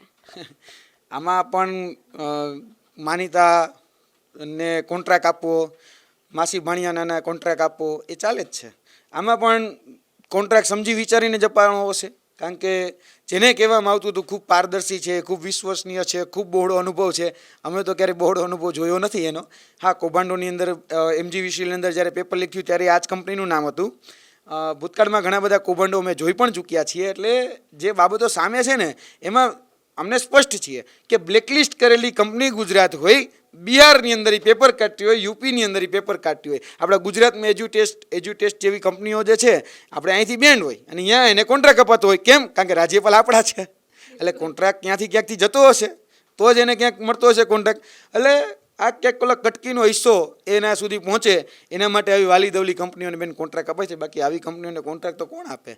આપ્યો છે તો ભોગવે છે વિદ્યાર્થીઓ, એને તો કશું કાંઈ ભોગવવાનું જ નથી. એને તો 37 કરોડ જે આપવાના હતા એ કંપનીને આપી દીધા છે. એ લોકો તો કંપની પૈસા લઈને પણ જતી રહી છે. એટલે હવે કશું કાંઈ વધ્યું જ નથી. હવે તો કોની ઉપર બ્લેમ કરો? કારણ કે મોસ્ટ ઓફ પેલો તો કોમ્યુનિકેશન ગેપ જ છે. એ લોકો ઇંગ્લિશમાં વાત કરે, આપણે બધા ગુજરાતીમાં વાત કરીએ. આપણે એમ કે ગુજરાતીમાં 100 પ્રશ્નમાં ભાષાંતર થયું, એ ભાષાંતરમાં ભાવાનુવાદ જે થવું જોઈએ ભાવાનુવાદ નથી થતું, એટલે અર્થનો અનર્થ થઈ જાય છે. હવે તમારું નામ રિદ્ધિબેન છે, હવે હું એમ કહી દઉં સીધી, હવે રિદ્ધિનો અર્થ અલગ થઈ જાય, સીધીનો અર્થ અલગ થઈ જાય. હું કહું પ્રત્યક્ષ, હવે એમાં અપ્રત્યક્ષ લખેલું છે કે અપ્રત્યક્ષ રીતે કોણ જવાબદાર? એટલે આખો વાક્ય રચના ફરી જાય. હવે પ્રત્યક્ષ જવાબદાર ને અપ્રત્યક્ષ જવાબદાર, એમાં આખી વાક્ય રચના બદલી જાય. તો આપણે ઓપ્શન જે આવ્યા છે ઓપ્શન ક્યાંય વેલિડ ન ગણાય. આવી ભૂલો એમાં થઈ જાય, ટ્રાન્સલેશનની ભૂલો થઈ છે, જેમાં એને ગૂગલ ટ્રાન્સલેશન કરેલું છે. એટલે ભાવાનુવાદ અર્થાનુવાદ જે થવું જોઈએ એ પણ નથી થતું. એટલે આના કારણે ભોગવવાનું વિદ્યાર્થીઓને 150 ભૂલો છે. 150 ભૂલો એટલે તમે સમજી શકો છો, જેને આપણે ક્રેડિબલ કહીએ છીએ, જેને આપણે એવું કહીએ છીએ કે ખૂબ સારી એજન્સી છે જે આ પેપરો કાઢે છે. આને સારી કઈ રીતે ગણવી? સારી હશે કદાચ, એને કટકીનો ભાગ મળતો હશે એટલે એના માટે સારી હશે, બાકી સારી નહીં હોય. શું નામ છે આપનું, ક્યાંથી આવો છો? વાણિયા સંજય નામ છે. હું ભાવનગરથી આવું છું. મેં પંચમહાલમાં ફોર્મ ભર્યું હતું. 130 માર્ક મારે હતા. તો મને તો સ્વાભાવિક છે આશા હતી કે કેમ કે 40% ઉપર માર્ક એટલે 80 માર્ક કરતાં વધારે માર્ક હતા, એટલે ગ્રાઉન્ડ તો ઓલરેડી પહેલી લીડ ચાલુ જ હતું અને મેં ચાલુ જ રાખ્યું હતું કે મારે લોંગ ટાઈમથી તૈયારી હતી. પહેલાં હું જનરલ તૈયારી કરતો હતો, પછી હું સ્પેશિયલ ફોરેસ્ટ ગાર્ડ તરફ આગળ વધ્યો હતો. એટલે મારે વર્ષ દિવસનું તો એનું સંપૂર્ણપણે રીડિંગ હતું કમ્પ્લીટ એમ. એટલે પછી તો નોર્મલાઇઝેશનની સિસ્ટમમાં હતી તો કે અમને શું કહે કે પહેલાં નોટિફિકેશનમાં OMR સીટથી એક્ઝામ લેવું એવી હજી કદાચ ભૂલ તો ન હોય તો હજી એમનેમ જ છે. અને પછી એ લોકો એની રીતે નક્કી કરીને એ ડિક્લેર કર્યું કે ઓનલાઈન એક્ઝામ લેવું. કોઈ વિદ્યાર્થીઓની સહમતિ પણ નથી લેવામાં આવી. છતાં અમે એગ્રી થયા કે હાલો ભાઈ આપણે પેપર ન ફૂટે. આની પહેલાં મેં ભરતીમાં મેં ફોરેસ્ટની આપી હતી ત્યારે પેપર ફૂટ્યા હતા ને એવું બધું થયું હતું. તો આ વખતે ઓનલાઈન હતી તો અમે છતાં અમે શું કહેવાય કે એ સ્વીકાર્યું એનું. તો પછી એ થયું પછી એક્ઝામ લેવાની. તો પછી એક્ઝામમાં એવું થયું કે દરેક પેપરની અંદર એ લોકોએ ટ્રાન્સલેટ કર્યું ને એમાં અમુક વર્ડ્સ જ ન સમજાય. એટલે એના કારણે એવા 5 પ્રશ્નો હરેક શિફ્ટની અંદર, એટલે એક પેપરમાં 100 ક્વેશ્ચન હોય એમાંથી 5 થી 7 ક્વેશ્ચનમાં ખબર જ ના પડે કે આ પૂછવા શું માગે છે, આપણે કહેવા શું માગે છે, ને આપણે સમજીએ નહીં કે આ શું છે. આ ફોરેસ્ટનો કોઈ પ્રશ્ન છે કંઈ ઉપરલી લાવીને કંઈ મૂક્યો છે કે કઈ રીતના એનો સોર્સ કયો છે. એક્ઝામ આ 12 પાસ ઉપર હતી તો એનું કંઈક ઓથેન્ટિક બુકો હોય. અમે ગ્રંથ નિર્માણની બુક પણ વાંચેલી છે. પછી પાઠ્યપુસ્તકથી બેઝથી ચાલુ કરીને પછી પ્રાઇવેટ પ્રકાશનો 2 થી 3 રેફર મતલબ બધું કરીને કર્યું. છતાં અમને ખ્યાલ ન આવે અને અમે મેરિટમાં ન ઇન થાય તો અમને તો થવાનું જ છે કે આ નોર્મલાઇઝેશન સિસ્ટમમાં 50 માર્કનો ગેપ કઈ રીતે અમે પૂરી શકીએ? 130 માર્ક છે ને મારે પંચમહાલમાં 164 માર્કે અટકું છે ઓબીસીનું. તો એ ગેપ મારે કઈ રીતે પૂરો કરવો? તો એ એટલા બધા ગેપ મારી કરતાં ઓછા માર્કવાળા છતાં એટલો ગેપ પૂરો કરીને ઇન થઈ ગયા. તો એનું કારણ શું? અમને સરકાર એ આખી સિસ્ટમ સમજાવે અથવા તો અમને કહે કે આ રીતે છે અને બધાના માર્ક ડિક્લેર કરવામાં આવે. માર્ક જો સોમવાર સુધીમાં ડિક્લેર કરવામાં નહીં આવે તો આ મોટા પાયે આંદોલન થશે. અને વિદ્યાર્થીઓની હરેકની માગણી છે. અને આમાં 700 ઉમેદવાર એકેય આની અંદર એ નથી છો. મારા ગ્રુપમાં 100 ઉમેદવાર એવા છે કે જે 140+ છે અને અમે ગ્રુપમાં તૈયારી 3 વર્ષથી પહેલાં કરતા ને પછી ફોરેસ્ટની 1.5 વર્ષથી સાથે કરતા. તો એમાં એક પણનું નામ નથી અને બધાનો એક જ પ્રશ્ન છે કે આનું શું થશે. તો અમે કીધું સોમવાર સુધી વેઇટ કરો. હસમુખ સાહેબને અમે મળવા ગયા હતા ગૌણ સેવાની ઓફિસે. સાહેબ બાપુ પણ સાથે હતા અને એ કીધું છે કે હું રજૂઆત કરીશ. અને હજી પછી અમે ગયા હતા તો આજે ટ્વીટ આવ્યું મોર્નિંગમાં, કેમ કે બહુ બધું પબ્લિક આજે ગાંધીનગરમાં ઘણું બધું ફરતું જોયું હશે એટલે લોકોને તો કંઈક તો થયું જ છે. એટલે મેં ટ્વીટ આપી દીધું. ટ્વીટમાં કોઈ ચોખવટ નહીં, પારદર્શિતાની વાતો કરે, મોટા ગોળા મારે કે આમ કરી નાખશું તેમ કરી નાખશું. પછી તો માર્ક કેમ નથી ડિક્લેર કરતા? હાલો એને પારદર્શિતાની વાત કરે છે કે અમે સંપૂર્ણપણે આમાં કોઈ કાંઈ નથી ઓલું છું. અને પછી એમ કીધું કે 8 ગણાના માર્ક છે ને, આ 8 ગણાનું જે લિસ્ટ આવ્યું ને એના અમે માર્ક નહીં આપી. તો એનું કારણ શું? પહેલાં તો અમને ચોખ્ખી ના જ પાડી હતી રૂબરૂમાં કે માર્ક અમે નથી આપવાના. તો અમે પૂછ્યું કઈ શું કામ નહીં આપો? એમ પોલીસ ભરતી બોર્ડ આપે જ છે, કેમ માર્ક નથી આપતા? તો એ કહે કે આમાં એવું થાય છે કે આગળની સીટવાળો એને દબાવે, ધમકાવે, પૈસાની લાલચ આપે કે તું નહીં જાતો, મારે કરવું, આમ કરવું છે. તો આ કેમ બીજી ભરતી નથી થતું? તો આ કેન્દ્ર સરકાર લે જ છે, આ પ્રમાણે જ CBRT પ્રમાણે ટેસ્ટ લે છે ને એ લોકો માર્કે આપે છે. અને એ પછી શું કહેવાય કે નોર્મલાઇઝેશન થઈને પછી બી માર્ક આપે છે, કેટેગરી વાઇઝ આપે છે. આમાં પહેલાં તો રિઝલ્ટમાં તો કેટેગરી નહીં, તો પહેલાં તો એ શું કે આમાં આપણે કઈ રીતે મેરિટ આપ્યું? કોઈ કેટેગરી નહીં, ખાલી નામ ને રોલ નંબર. આ કાંઈ GPSC થોડું છે? તો કાંઈ UPSC થોડું છે? કીધા રોલ નંબર આવે કે તમે ઇન થયા તમે આઉટ થયા. આમાં તો માર્ક તો આપવા પડે ને, અમને ખબર પડે. આની પછી તો બીજો ફેઝ છે, અમારે ફિઝિકલ કરવાનું છે. ફિઝિકલ થોડું કાંઈ રેઢું પીડું તે કાંઈ આમ ઉઠીને જઈને વહી આવી. 4 કલાક રનિંગ આખી પ્રેક્ટિસ કરીએ ત્યારે એનું ફિઝિકલ થાય. High jump, long jump, running, રચાસડ, પુલઅપ. આ કાંઈ પોલીસનું ગ્રાઉન્ડ નથી તે 25 મિનિટમાં દોડીને વહી આવીએ ઘરે. આની પછી તો આરામ 5 કલાકનો આરામ જો પછી રિકવર થાય બધું બોડી. પછી આપણે કંઈક કરવું હોય તો કરી શકીએ આપણે, કે વાંચવું હોય, બીજું કાંઈ ઇતર પ્રવૃત્તિ, કોઈને કંઈ કામ હોય. ઘરેથી ફોન આવે છે આ બધી બાબતે?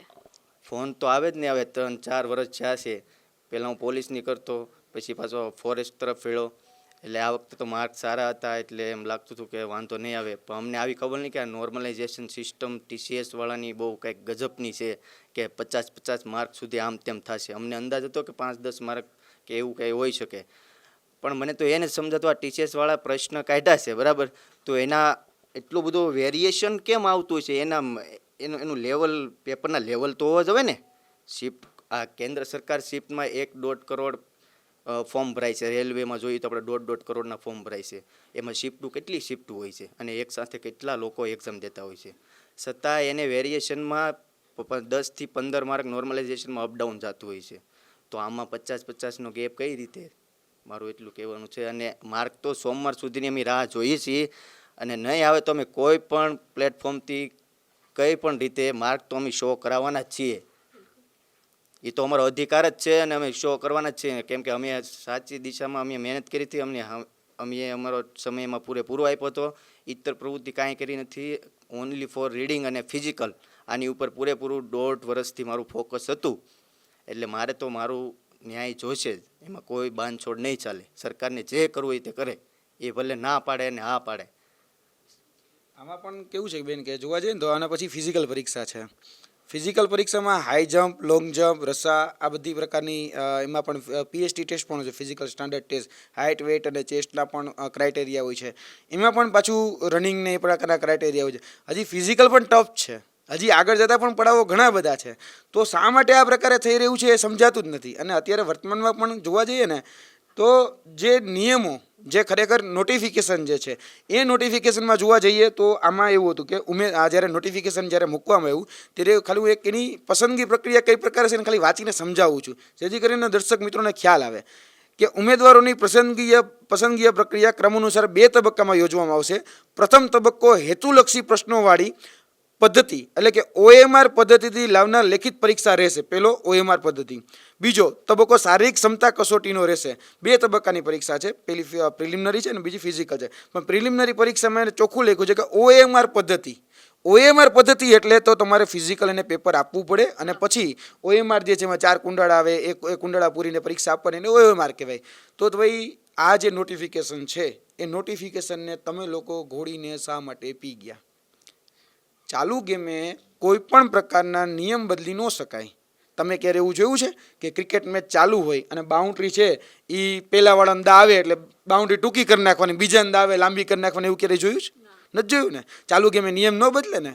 50 ઓવરની મેચ હોય તો 50 ઓવરમાં આપણે પૂરી કરવાની હોય ને. તો આમાં ચાલુ ગેમે શા માટે નિયમ બદલ્યા? ચાલુ ગેમે નિયમ ન બદલી શકાય. આવો એક હાઈકોર્ટનો ચુકાદો છે.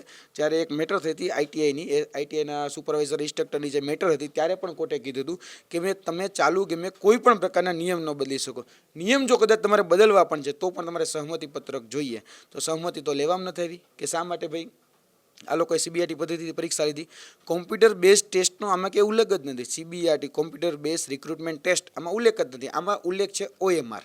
હવે OMRનો ઉલ્લેખ છે અને તમે આમાં પરીક્ષા લીધી છે તો ભાઈ તમારે કમસે કમ વિદ્યાર્થીઓને કહેવું હતું ને કે ચલો સંમતિ પત્રક આપો, તમે તૈયાર છો કે તમે તૈયાર નથી. આ તો સીધી તારીખ થોપી બેસાડવાની અને સીધી જ પ્રોસેસ જે છે એ થોપી બેસાડવાની. આ કેટલું વ્યાજબી?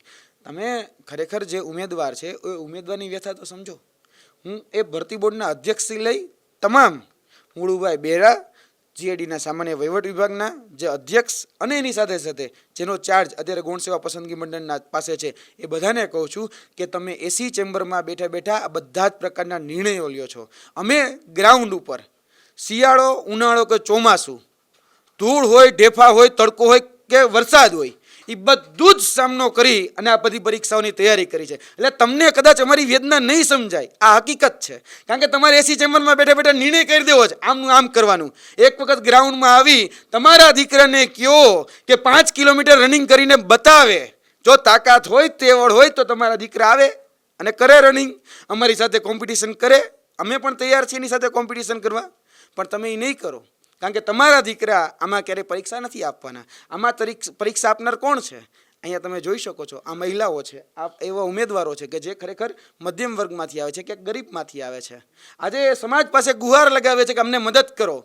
હું એ સમાજને પણ વિનંતી કરું છું, તમામ SC ST OBC general whatever કંઈ પણ હોય એ બધાને અપીલ કરું છું કે જે કહેતા હતા કે બેટી બચાવો બેટી પઢાઓ, જે કહેતા હતા કે અમે નારી વંદનામાં માનીએ છીએ, જે કહેતા હતા કે અમે મહિલા સશક્તિકરણમાં માનીએ છીએ, જે કહેતા હતા કે અમે આ નારીનું રક્ષણ કરીશું, તો આજે આ જ નારી આજે રોડ ઉપર છે તો સમાજ ક્યાં છે? એ પાર્ટીઓ ક્યાં છે જે એના મત લઈ આજે વિધાનસભાની અંદર કે લોકસભાની અંદર સંસદ સભ્ય કે પછી વિધાનસભાની અંદર ધારાસભ્ય થઈને બેઠા છે? તમે આને જ વોટ લીધા છે ને, આ જ બાળકોએ તમને વોટ આપ્યા છે ને, તો આજે તમે એનું પરિણામ આપો છો.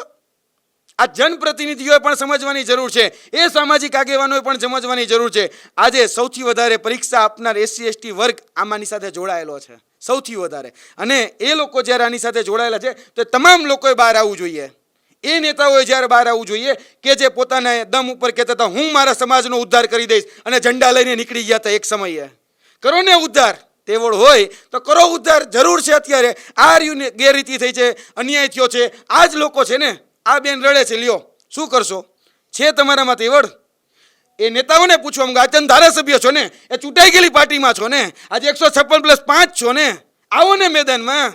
તેવડ છે, કરો ને હિંમત, કરો ને એક વખત બોલો એની સામે કે ખોટું થઈ રહ્યું છે, આમાં જરા પણ ચલાવી લેવો. ભલે અમારી સરકાર હોય પણ મારા સમાજ સાથે થતો અન્યાય હું ક્યારેય ચલાવી નહીં લઉં. તમે તો બહુ બળગા ફૂંકતા હતા ને, સૂરજની કસમે એની તાજની સાક્ષી તમે હમ ખાતા હતા ને.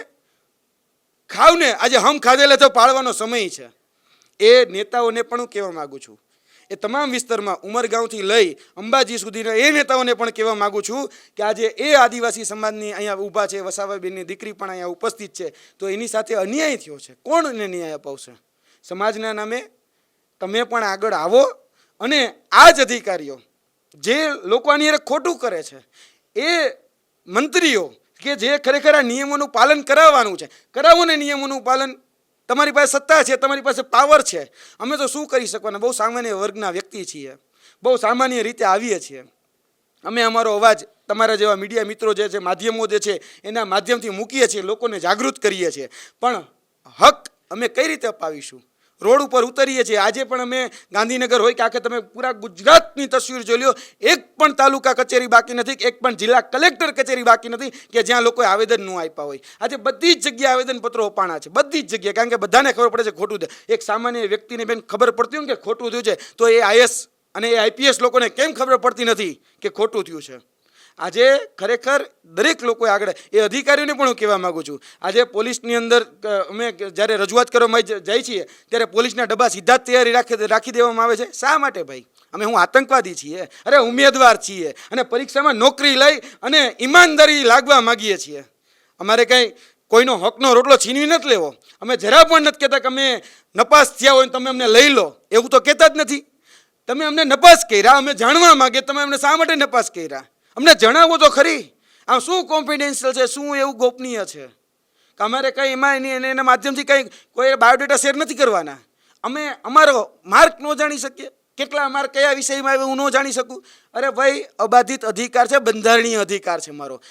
આ હું બોલું છું તો મારો વાણી સ્વતંત્રનો બંધારણીય આર્ટિકલ 19 પ્રમાણે આપેલો આર્ટિકલ છે, અધિકાર છે મારો. તો અધિકાર હોય જ, અને આ અધિકારોનું હનન આ ચોક્કસપણે સામે આવી રહ્યું છે. જગ્યા હતી 823, કેટેગરી વાઇઝ જો પાસ કરવાના હોય તો એમાં એ લોકો એવું કહે છે કે 823 જગ્યા સામે 6500 લોકોને પાસ કર્યા, 88 ને 64 સમથિંગ 6500 લોકોને પાસ કર્યા છે. જે વ્યક્તિએ બેન જનરલ કેટેગરી કરતાં વધારે માર્ક લાવ્યા છે, એસસી એસટી ઓબીસી જે પણ લોકો જનરલની સીટોમાં એસસી એસટી ઓબીસીના જે લોકો વધારે માર્ક લાવ્યા હોય તો એને જનરલ કન્સિડર કરવામાં આવે. આ આપણો કાયદો કહે છે. આજે કોઈ પણ વ્યક્તિ એસસી એસટી ઓબીસીમાંથી ભલે ફોર્મ ભરતો હોય, પરંતુ એ વ્યક્તિ જ્યારે એક જનરલ કેટેગરી કરતાં વધારે જો માર્ક લાવતો હોય ને તો એ જનરલ ગણો. કે general is all over general છે, એ જનરલ જ છે, બધા માટે જનરલ છે. એ સવર્ણ માટે પણ જનરલ છે, એસસી એસટી ઓબીસી માટે પણ જનરલ છે, ઈડબ્લ્યુએસ માટે પણ જનરલ જ છે. આ 1/8/18નો જે વિવાદિત જીઆર આવ્યો હતો ને એમાં પણ આ જ ઘટના હતી કે જેમાં વર્ટિકલ અને હોરિઝોન્ટલ રિઝર્વેશન ઉપર આખી આ બબાલ થઈ હતી. અમે તો બધી જ વાત જાણીએ છીએ. અમે એક આમાં પણ તમને કહીએ છીએ કે આઈટીઆઈ એસઆઈની ભરતીમાં ભૂતકાળમાં થયેલું છે. હું તમને હજી એક દાખલો આપું. જીપીએસસી 2014ની ભરતી પેપરમાં 25 જેટલી ભૂલો હતી. એમાંથી 25 જેટલી ભૂલોમાંથી એ લોકોએ 11 જેટલી ભૂલ સુધારી હતી એ સમયે. છતાં પણ વિદ્યાર્થીઓ હોબાળો કર્યો. તો એ લોકોએ શું કર્યું ખબર છે? એનો ક્રાઇટેરિયા તો અમે 1/6 ને પાસ કરીશું, એની જગ્યાએ 1/25 ને પાસ કર્યા. એટલે કે 25 ગણા ઉમેદવારને એને પ્રિલિમિનરી પરીક્ષામાંથી ફિઝિકલ પરીક્ષામાં બેસવા, મેન્સ પરીક્ષામાં બેસવા દીધા. આ જીપીએસસીએ કરેલું છે. આ જીપીએસસી એટલે ગુજરાત પબ્લિક સર્વિસ કમિશન, જે બંધારણીય સંસ્થા છે. જો એ કરી શકતી હોય તો તમે ભાઈ કઈ ખેતની મૂડી? ખરેખર તો તમે કરી શકો ને. અને હું દરેકને આ માધ્યમથી પણ અપીલ કરું છું કે દરેક સમાજમાં આગળ આવે.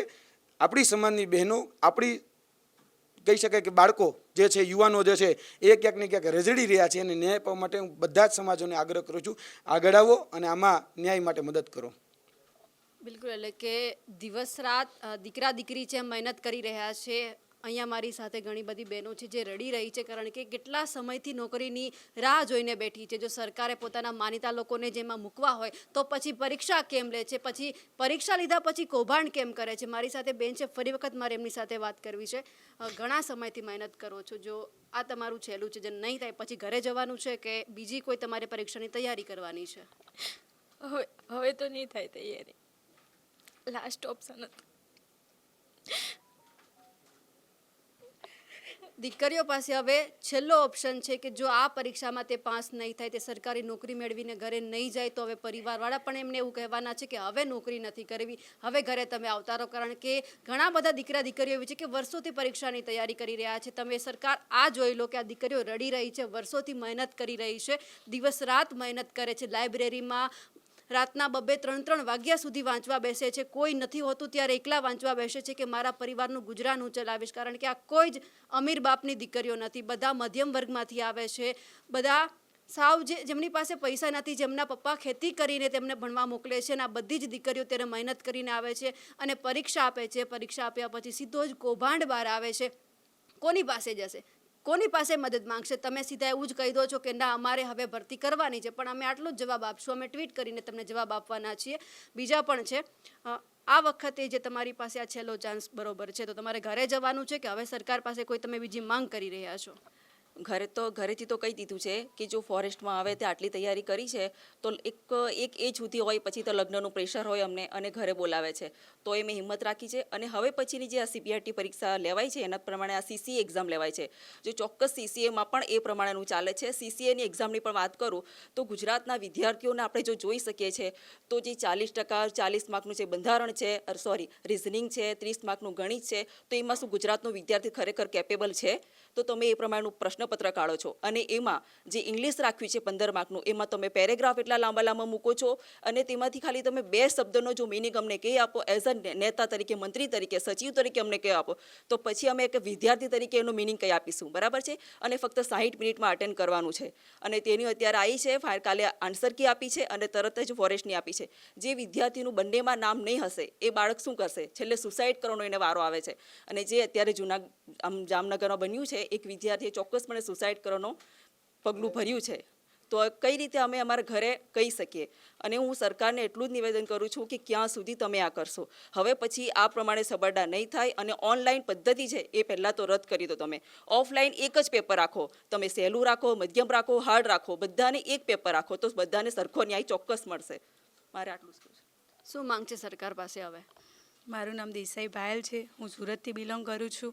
અમે 6 મહિનાથી રનિંગની પ્રેક્ટિસ કરીએ છીએ. સવારે વહેલા ઉઠીને ગ્રાઉન્ડ ઉપર જવું કંઈ સહેલી વાત નથી.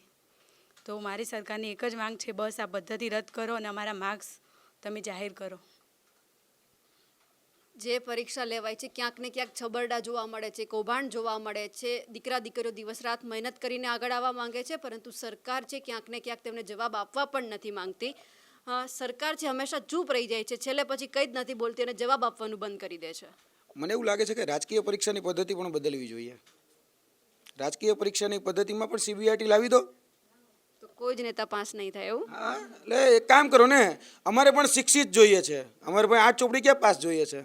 અમારે પણ શિક્ષિત જોઈએ છે. અમારે અભણ અંગૂઠા છાપ નેતા જ નથી જોતા. અમારો જે નિર્ણય કરનાર જે વ્યક્તિ છે, જે રાજકીય રીતે નીતિ વિષયક નિર્ણયોની અંદર ભૂમિકા ભજવે છે, તો એને નીતિ બનાવતા પહેલાં થોડું જ્ઞાન તો હોવું જોઈએ. એટલે એ જ્ઞાનની પરીક્ષા એ રાજકીય પરીક્ષામાં એક ઉમેરો કરો. જે રીતે આપણે ઇલેક્ટ્રોલ પરીક્ષા છે અત્યારે, એ ઇલેક્ટ્રોલ પરીક્ષાની અંદર હવે 100 માર્કનું પેપર આપી દઈએ. આપણે 182 ધારાસભ્ય લેવાના છે. જેટલા પણ ધારાસભ્ય બનવા માંગતા હોય એ પહેલાં એ પરીક્ષા પાસ કરે, પછી જનપ્રતિનિધિની પરીક્ષા પાસ કરે. 2 તબક્કા જેમ અમે આપીએ છીએ, ફિઝિકલ તબક્કો આપીએ છીએ અને પ્રિલિમિનરી તબક્કો આપીએ છીએ. આ સજેશન મારું એ ગુજરાત રાજ્ય સરકારને છે કે જો તમે આ પરીક્ષા પાસ કરો તો તમને અમે ધારાસભ્ય તરીકે સ્વીકારવા તૈયાર. તમે કરો ને એક વખત બદલાવ. અરે કાકા, તમે તમારી પેન્શન જતી નથી કરતા અને જે ઉમેદવારો અથવા તો જે નોકરિયાત છે એની ઓલ્ડ પેન્શન સ્કીમ તમે છીનવી લ્યો છો અને પોતે પાછા ઓલ્ડ પેન્શન લે છે. એ ધારાસભ્ય તરીકેનું પેન્શન લે, સંસદ સભ્ય તરીકેનું પેન્શન લે અને બીજા જે લાભો છે એ લાભો લે. એટલે એ બધું જ લેવા તૈયાર.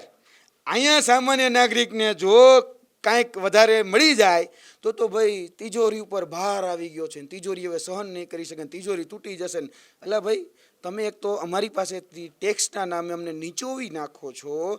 ટેક્સના નામે કંઈ અમારી પાસે વધવા ન દેતા અને જે સુવિધા ટેક્સના બદલામાં આપવાની છે એમાં ગમે ત્યારે ગમે એ રોડ ઉપર જઈ લેવાની છૂટ.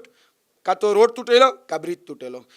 તમે જોયા હશે રાજકોટ અગ્નિકાંડમાં પણ અગ્નિકાંડ હોય તો ભાઈ જોયું છે હજી સુધી એને ન્યાય નથી મળ્યો. બ્રિજ દુર્ઘટના મોરબી હોય, હરણી હોય કે તક્ષશિલા હોય, એ બધા પણ તમે જોયા છે. ક્યાંય કોઈ ન્યાય નથી મળતો. જવાનું ક્યાં? અમારા પૈસે, અમારે છતે પૈસે અમે તમને ટેક્સ આપીએ છીએ. સવાર ઉઠીને ત્યારથી હું ટેક્સ આપું છું. કોલગેટ કરવાનું ચાલુ કરું ને એટલે કોલગેટમાં જે 20 રૂપિયાની કોલગેટ હોય 2 રૂપિયા તો હું ટેક્સ આપી જ દઉં છું કે 2 રૂપિયા તો ટેક્સ લઈ જ જાય છે. સવાર ચા પત્તી બનાવું તો ચા પત્તી નાખું છું, ચામાં જે પત્તી નાખું છું એમાંય ટેક્સ, ખાંડ ટેક્સ, દૂધ ટેક્સ, અરે પંખો ફરે પંખામાંય ટેક્સ, એટલે કે ઉર્જા વિભાગનું બિલ એમાંય ટેક્સ. બધી જગ્યાએ તમે અમારી પાસેથી ટેક્સના નામે નીચોવી લો છો તો તમે અમને સારી સુવિધા કેમ નથી આપતા? તમે એક કામ કરો ને, તમને કદાચ આની કદર નથી કારણ કે તમે આ બધું વેઠતા નથી, મફતમાં મળેલું છે. તો તમે પણ આ પરીક્ષા આપો. રાજકીય પરીક્ષાના તબક્કાઓ હવે બદલાવા જોઈએ અને રાજકીય પરીક્ષા છે એમાં પણ CBRT પદ્ધતિ નાખી દો. એમાં પણ આપણે ટેસ્ટ કરી નાખીએ એક મસ્ત સારું 100 માર્કનું જનરલ નોલેજનું પેપર, અને આ જનરલ નોલેજના પેપરના માધ્યમથી તમારે તમને ચૂંટવા છે. તમે પણ તમારી કેપેબિલિટી સાબિત કરો કે હા હું આ પદ માટે લાયક છું, મારે આ 100 માર્કનું પ્રશ્ન હતો ને મારે 72 માર્ક કે 75 માર્ક આવ્યા. એટલે અમને ખબર પડે કે અમારો નેતા કેવો હોવો જોઈએ, ભણેલ ગણેલ શિક્ષિત, અભણ નહીં, અંગૂઠા છાપ નહીં, 8 ચોપડી નહીં, 10 ચોપડી નહીં, શિક્ષિત જ હોવો જોઈએ. અમારે પણ જોઈએ. કદાચ તમે માની લો શિક્ષિત નથી પણ પરીક્ષા તો પાસ કરવા જ જોઈએ. અમે પણ એવા ક્રાઇટેરિયા માંગીએ, કરો. મારો સવાલ એ કે જો રાજકીય પરીક્ષા લેવામાં આવે તો છબરડા થાય? રાજકીય પરીક્ષામાં તો એક પ્રકારનો છબરડો ન થાય. આમાં તો હું કહું કે તમે કદાચ ઓલી CCTV છે ને એ બધાને જાહેર માધ્યમોએ લાઈવ ચલાવવા જોઈએ. જ્યારે રાજકીય નેતાઓ પરીક્ષા આપે ને એ લાઈવ ચલાવવા જોઈએ, એટલે છબરડા થાય છે કે નહીં આપઆપ ખબર પડી જાય. પછી કદાચ અલગ અલગ મોડસ ઓપરેન્ડી અપનાવશે તો એ કૌભાંડોને છતાં કરનાર અમે તો છીએ જ. ગમે એથી ખૂણે ખાતરીથી કંઈક ખોટું થયું છે બહાર તો લાવીશું જ. એ તમ તારે અમારી એક્ટિવિસ્ટ તરીકેનું કામ જે અમારું છે એ તો અમે કરીશું જ. અમે ફરીથી કહીએ છીએ કે અમે ફોરેસ્ટના ઉમેદવારો છીએ અને ઉમેદવાર તરીકે અમારે નોકરી જોઈએ છે. આ નોકરીઓના હક અધિકાર માટે અમે લડીએ છીએ. હું વિદ્યાર્થી આગેવાન છું અને વિદ્યાર્થીની વેદનાને સમજું છું, એને વાચા આપવાનો પ્રયત્ન કરું છું. અમારે કોઈ જગ્યાએ કંઈ મોટું નથી બની જવું, પણ જે ખરેખર મુદ્દાની વાત છે એ મુદ્દાની વાત તમારા સુધી પણ પહોંચવી જોઈએ અને એ અધિકારીઓ છે એ અધિકારીઓ સુધી પણ પહોંચવું જોઈએ. ભલે કદાચ આ લોકો મને ચિત્રે છે કે તમે બધું રાજનીતિ કરો છો અને તમે ફલાણું કરો છો, ઢીકડું કરવું બધું કહે છે. એટલે કરવાનું શું? તો તમે કહો અમારે કરવાનું જ તો કહી દો પહેલેથી કે તમે અમને ટાસ્ક આપો, આ કરો. એટલે જનપ્રતિનિધિનું કામ જ એ હોય કે સામાન્ય જનતાના જે પ્રશ્નો છે એ પ્રશ્ન ન્યાય અપાવે એને જનપ્રતિનિધિ કહેવાય. હું 156+5 નહીં કહું છું. જો તમે જનપ્રતિનિધિ હોય તો આ જ રહી સામાન્ય જનતા, આ જ તમારા વોટર છે કે જેને ભારતીય જનતા પાર્ટીને વોટ આપ્યો છે, તો આને હવે ન્યાય અપાવો ને. તમે જો કદાચ એવું કહેતા હોય કે જનપ્રતિનિધિ, તો તમે ન્યાય અપાવી દો. તમે તો આવતા નથી અને જે કરે છે એની ઉપર તમે આંગળી ચીંધો છો. એટલે મહેરબાની કરી જે કરવાનું છે એ કરો. તમારે ખરેખર આ પદ્ધતિ છે એ પદ્ધતિને કારણે વિદ્યાર્થીઓને નુકસાન થયું છે. હું માનું છું કે કદાચ જે તે વ્યક્તિએ આ પદ્ધતિનો એપ્લાય કરવાનો વિચાર કર્યો, હસમુખભાઈ પટેલ, ચલો નામજોગ વાત કરીએ, એ જે તે સમયે એવું કહેતા હતા કે ભાઈ આ પદ્ધતિ છે એટલે કે CBRT પદ્ધતિ છે એ ખૂબ સારી પારદર્શિતાવાળી પદ્ધતિ છે, ખૂબ વિશ્વસનીય સંસ્થાને મેં કામ સોંપ્યું છે, જે પેપરલેસ કામ કરશે, જેના કારણે આપણે પેપરનો પણ બચાવ થશે. આ બધી જ વાત એ લોકો કરતા હતા. પણ એની આડમાં જોવા જઈએ ને તો આ પદ્ધતિ સંપૂર્ણ રીતે 8 પરીક્ષામાં નિષ્ફળ સાબિત થઈ છે. જે યોગ્ય મેરિટ બનવું જોઈએ યોગ્ય મેરિટ નથી બનતું. તો હવે ખબર પડી ગઈ ને કે આ પદ્ધતિ છે યોગ્ય નથી, તો બાકાત કરો, એને તમે લેટ ગો કરો અને નવી પદ્ધતિ જે હતી એની જગ્યાએ જૂની પદ્ધતિ જે પેપરવાળી હતી, હું માનું છું કે આ સિસ્ટમ છે, એ સિસ્ટમની અંદર આ જગ્યાએ લૂ છે, આ જગ્યાએ ફોલ છે, તે ફોલને સાંધી લો ને. આપણે જે પણ સિસ્ટમથી ચાલતા હતા એ સિસ્ટમને કદાચ જ્યાં પણ હોય છીંડા હોય એ છીંડા બોરી દો ને, તો આપોઆપ પેપર ફૂટવાના બંધ થઈ જશે. તમે આ જે કર્યું છે ને એ તો આ વિદ્યાર્થીના ભવિષ્ય સાથે ચેડા છે. એટલે કે વિદ્યાર્થીઓ દિવસ રાત જે મહેનત કરી રહ્યા છે અને એમની સાથે આશા પણ રાખી રહ્યા છે કે ક્યાંક ને ક્યાંક તેમને પરિણામ પણ મળવું જોઈએ. ઘણા બધા દીકરા દીકરીઓ છે આ એક પરીક્ષા નથી, આવા ઘણી બધી પરીક્ષામાં કૌભાંડ સામે આવ્યા છે, જેમાં એ લોકો ઈચ્છે છે કે અમારી જે અત્યારે પરીક્ષા છે જે નવી પદ્ધતિથી લેવાય છે તે નહીં પરંતુ જૂની પદ્ધતિથી પરીક્ષા લેવામાં આવે. આ સાથે જે છબરડા થઈ રહ્યા છે, જે કૌભાંડ થઈ રહ્યા છે તે પણ નાબૂદ કરવામાં આવે, તેમને સરખી રીતે જવાબ આપવામાં આવે. જે પોતાના માનીતા લોકો છે તેમને નોકરી પર નહીં પરંતુ જે ખરેખર હકીકત રાત દિવસ મહેનત કરે છે તેમને ન્યાય આપે અને તેમને પણ નોકરી મળે. તમે પણ જો વનરક્ષકની તૈયારી કરી રહ્યા હોય અને પરીક્ષા આપી હોય તો અમને કમેન્ટ કરીને ચોક્કસથી જણાવજો. સાથે જ તમે બીજી કોઈ પણ સરકારી પરીક્ષા આપી હોય, તમારી સાથે ગેરરીતિ થઈ હોય, કૌભાંડ થયું હોય તો પણ અમને કમેન્ટ કરીને ચોક્કસથી જણાવજો. આ સાથે જ આપ નિર્ભય ન્યૂઝને લાઇક, શેર અને સબસ્ક્રાઇબ કરવાનું ભૂલતા નહીં. નમસ્કાર.